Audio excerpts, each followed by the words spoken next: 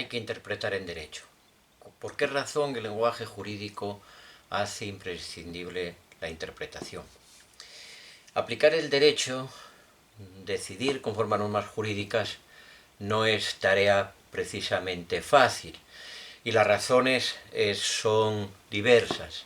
Básicamente puede haber problemas relacionados con los hechos del caso sobre hay que decidir, que serán ante todo problemas de prueba, o puede haber problemas, dificultades relacionadas con la norma que viene al caso, con la norma que hay que aplicar. Y entonces serán muchas veces problemas o dificultades de interpretación, aunque no es este el único problema que pueden suscitar las normas a la hora de decidir un caso, como sabemos y como veremos. ¿Por qué hay que interpretar las normas de derecho? Las normas de derecho hay que interpretarlas porque el lenguaje jurídico, el lenguaje con que las normas se escriben y se dicen, el lenguaje con que las normas se expresan, es parte de nuestro lenguaje ordinario. ¿Qué es el lenguaje ordinario? Cierra la puerta, joder.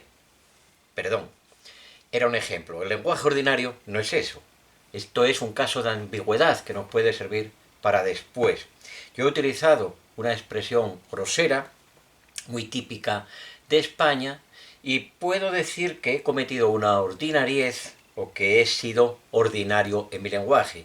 Pero cuando hablamos de lenguaje ordinario en el contexto en que aquí lo estábamos haciendo, no nos estamos refiriendo a ese lenguaje ordinario por grosero, sino que el lenguaje ordinario aquí quiere decir el lenguaje común, el lenguaje habitual, el lenguaje del día a día, el lenguaje en el que nos comunicamos entre nosotros generalmente. En este sentido, el lenguaje ordinario es algo diferente o es lo opuesto a un lenguaje formal o un lenguaje formalizado. Si yo escribo 7 más 2 igual a 9, estoy expresándome en el lenguaje de la aritmética, estoy expresándome con números.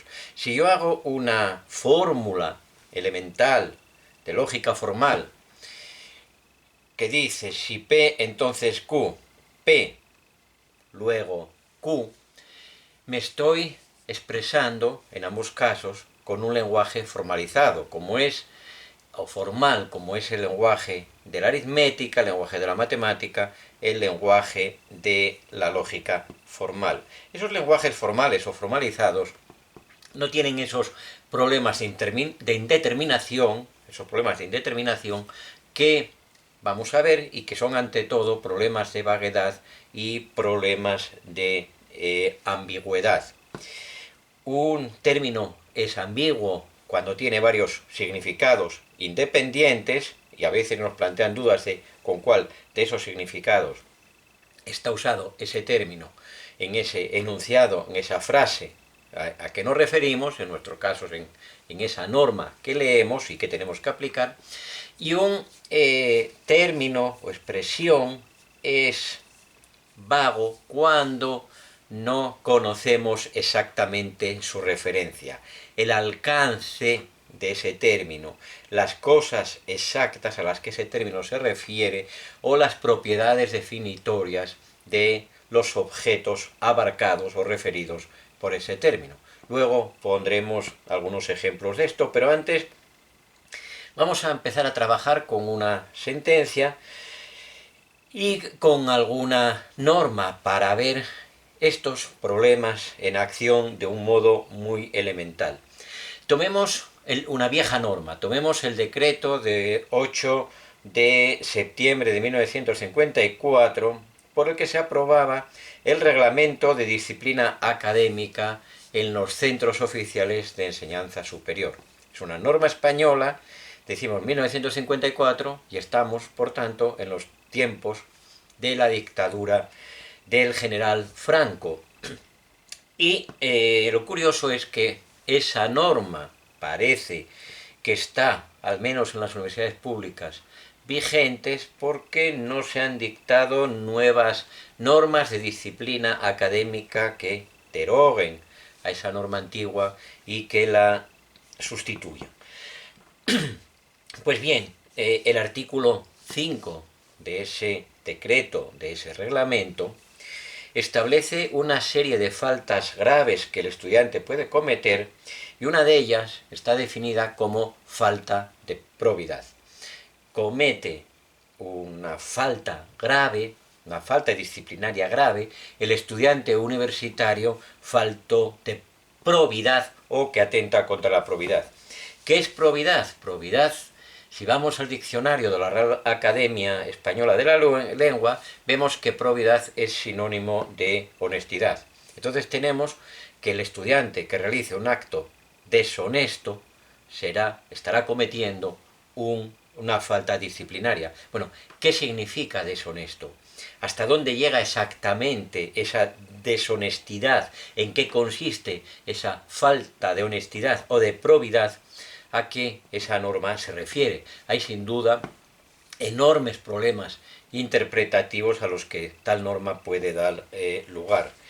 Si avanzamos un poquito en ese mismo artículo 5 de tal reglamento disciplinario, vemos que también incurre en falta grave el estudiante que de palabra o de hecho realice actos indecorosos. Comete falta grave el estudiante mediante palabras o hechos indecorosos. ¿Y qué significa el decoro? Indecoroso es lo contrario al decoro, y si vamos otra vez al diccionario, vemos que decoro es sinónimo de pureza, de honestidad o de recato. ¿Cuándo es un estudiante tan poco puro, tan poco honesto, tan poco recatado, como para que podamos entender que hay en su palabra o en su conducta falta de decoro y que por consiguiente comete una de esas faltas según ese reglamento sancionables? Una vez más, los problemas interpretativos pueden ser enormes. Pensemos ahora, vayamos a una época más reciente y pensemos en una sentencia. Traigamos a colación una sentencia de tantas de las que suscitan, plantean, en las que vemos problemas de esos que a diario los jueces y tribunales tienen que resolver. Es la sentencia del Tribunal Supremo Español, Sala Primera, 322 de 2011, sentencia 322 de 2011 de la Sala Primera del Tribunal Supremo Español. Se habla de testamento hológrafo. Hay ahí un caso de testamento hológrafo. Hay que decir, aprovechando este término, que el lenguaje jurídico no deja de ser parte del lenguaje ordinario, aun cuando en el lenguaje de los juristas se empleen numerosos términos técnicos. En la vida ordinaria, en la casa, en el bar, en la calle con los amigos, no hablamos de testamento hológrafo. Ese es un término especializado, es un término técnico del derecho hereditario o del derecho de sucesiones. Dice el artículo 688 del Código Civil Español que testamento hológrafo es el escrito y firmado todo él por el testador, exponiendo el año, mes y día en que el testamento se otorga. Así pues, el testamento hológrafo, entendemos ahí, es un testamento escrito a mano, de puño y letra del testador. Dice, por otro lado, el artículo 663, segundo, del Código Civil de España, que están incapacitados para testar, para hacer testamento, los que no se hallaren en su cabal juicio, en su cabal juicio. Bien, veamos lo que pasó en esa sentencia, cuál era el caso que resuelve el Tribunal Supremo en la mencionada sentencia 322 de 2011. Había una señora, la señora Matilde, que tenía 94 años y que ya había hecho y había otorgado ante notario nada menos que 17 testamentos abiertos. Existe el testamento abierto y el testamento cerrado, ambos pueden otorgarse ante notario. La diferencia no importa aquí ahora, quien tenga curiosidad puede verla en el Código Civil, pero el asunto es que ese testamento se hace ante notario y que la tal señora de dichos testamentos abiertos llevaba ya 17. Imagínense el sobresalto continuo en que vivirán los herederos de esa mujer, cada tanto temiendo que vuelva a la notaría ella para cambiar sus preferencias en cuanto a quienes hayan de sucederla o de heredar sus bienes. Sin duda, para esos potenciales herederos, un sinvivir y una angustia constante. Para más preocupación o para más INRI, esa buena señora, la señora Matilde, hallándose ya enferma y en su casa, decide hacer testamento hológrafo. Hace uno de esos testamentos de puño y letra y que el Código Civil permite, y cambia nuevamente la adscripción de ciertos bienes suyos a algunos de sus herederos. Beneficia a unos, perjudica a otros que anteriormente eran más beneficiados en los otros testamentos, etc. Bien, ¿por qué estalla el problema? Naturalmente, porque el heredero anterior que con el testamento nuevo se siente perjudicado, recurre a los tribunales y alega dos cosas. Alega que la señora Matilde tal vez, posiblemente, ya no está en sus cabales, ya no está en su cabal juicio, como dice la norma del Código Civil citada, y aduce también en el recurso ese heredero que no vale la firma que en ese testamento hológrafo figura. ¿Estaba o no estaba en sus cabales, en su cabal juicio, una mujer que cada poco tiempo cambiaba su testamento y que hace ese último cambio mediante testamento hológrafo cuando ya tiene 94 años, quizá con algunas facultades mentales ya un poco deterioradas, al menos en lo que es natural a esa edad, en lo que corresponde a esa edad? Pues bien, aquí se plantean dos problemas interrelacionados. Un problema de interpretación de la norma, que significará cabal juicio, cuando uno deja de estar en sus cabales, en su cabal juicio, y cuando, aunque tenga alguna rareza o ya no esté en plenitud de sus capacidades, aún se mantiene en su cabal juicio. Ahí hay un problema interpretativo.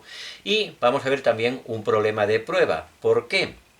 Porque si alguien alega que el testador ya no está bien de la cabeza, ya no está en su cabal juicio, se supone que no basta decirlo, habrá que probarlo, y entonces se plantean los típicos problemas de prueba. ¿Cómo se acredita, cómo se muestra, cómo se prueba que alguien no estaba suficientemente bien de su cabeza cuando redactó y firmó ese testamento hológrafo? En ese proceso del que estamos hablando, a propósito de esa sentencia del Tribunal Supremo, se aportaron dictámenes y testimonios de expertos, por ejemplo, de grafopsicólogos, que decían que la letra ya revelaba alguna alteración mental, quién sabe si grave.